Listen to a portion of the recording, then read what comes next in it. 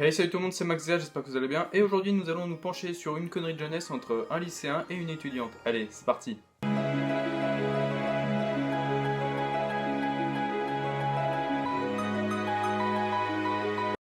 Say Love est un manhwa scénarisé par Moon Seok-bae et dessiné par Park Jae-song en 11 volumes. Le premier tome apparaît en France le 1er septembre 2005, édité par Soleil, dans la collection Gochawon. Les tomes paraissent ainsi de suite jusqu'au tome 6 où la série s'arrête brusquement, sûrement suite à la suppression de la collection Gochawon le 4 juillet 2007. Ce manhwa nous conte l'histoire de Chaewon, un jeune lycéen célibataire. Un an après sa rupture avec une étudiante, ses amis organisent un rendez-vous arrangé. Il rencontre alors Seugli, une sublime étudiante. Après une soirée bien arrosée, ils se réveillent le lendemain, l'un à côté de l'autre. Leur vie vient de basculer. Seugli est enceinte. Actuellement, je n'ai pu dénicher que seulement 4 tomes, mais cela n'empêche que j'ai un gros coup de cœur pour cette série. Nous avons donc un manhwa traitant d'un vrai problème dans la société et qui interroge autour, d'autant plus que j'entre parfaitement dans la tranche d'âge du sujet et des personnages, ce qui facilite grandement mon identification dans cette œuvre.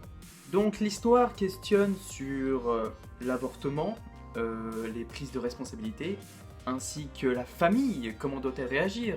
Surtout, il y a la différence d'âge, une étudiante est adulte, contrairement à un lycéen.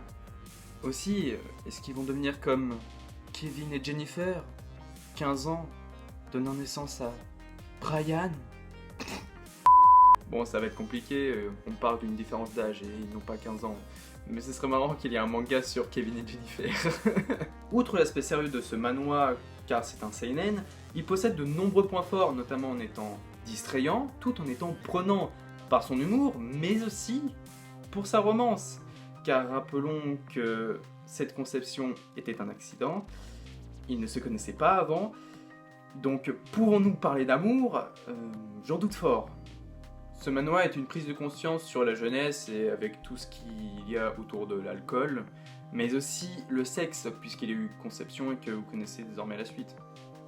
En ce qui concerne les dessins, j'ai rarement vu une telle lisibilité. De plus, les expressions des personnages sont fortement montrées, ce qui intensifie l'humour des scènes, ainsi que celle des drames. Pour espérer une suite à cette formidable série, je pense qu'il faudrait trouver des scans français, mais je pense que cela est compliqué, surtout que je ne lis pas de scan personnellement.